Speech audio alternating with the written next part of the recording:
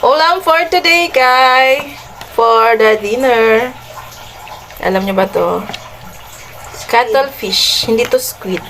Family ng squid. Pero cuttlefish ang tawag dito. Yan. Cuttlefish. Oh. Yan. Adobohin natin. Pwede nyo rin to guys, tanggalan ng balat bago nyo lutuin ha. Ayan, papakita ko sa inyo kung paano ko siya tatanggalan ng pinaka matigas sa likod. Okay? Guys, ituturo ko sa inyo kung paano linisin ang cuttlefish. Ito. Sa amin to, sa Bisaya, bagulan. So, meron siya ditong bao. So, pagtanggal niyan, yan, pwede nyong hiwaan dyan. Yan, o. Yan. Pwede rin dito. Saglit lang yan. Yung pusit kasing iba, ayan siya, matigas ito. Yung ibang pusit, yung mahahabang pusit, manipis lang yung pinakabaano niya dito sa likod.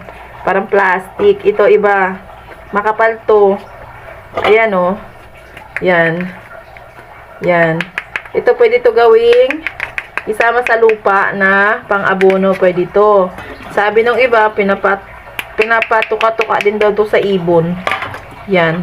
Meron din nagsasabi, sinasama daw yung sanganga. Hindi ko alam. Basta ganito lang yan guys. Oh, simple lang. Yan. Tatanggalan nyo lang ng bao. Ito, cuttlefish. Yan. Yan. Yan. May bao. So, lilinisan lang. Tatanggalin lang. Yan. Ganyan. Paano linisin? Ganyan. Iwain nyo lang yung kanyang tiyan. Yan. Tapos tatanggalin nyo yung mga kinain niya. Yan. Ganyan lang ang paglinis. Tapos dito, ngipin. Wala na itong ngipin. Natanggalan na. Oh. Natanggalan na. Wala na siyang ngipin. So, may ngipin yan dito. Ito mata. Ito ngipin. Yan. So, tatanggalan mo yan. Ito pati ito. Bituka yan. Yan. Tatanggalin mo yun. Medyo, ano lang, amoy malangsa. Siyempre, malangsa, galing dagat. Diba? Pero pag naluto yan, happy ang tummy mo. So, adobo ang gagawin natin dito, guys. Yan. So, okay? Ganun lang. Ito na ang mga bao niya.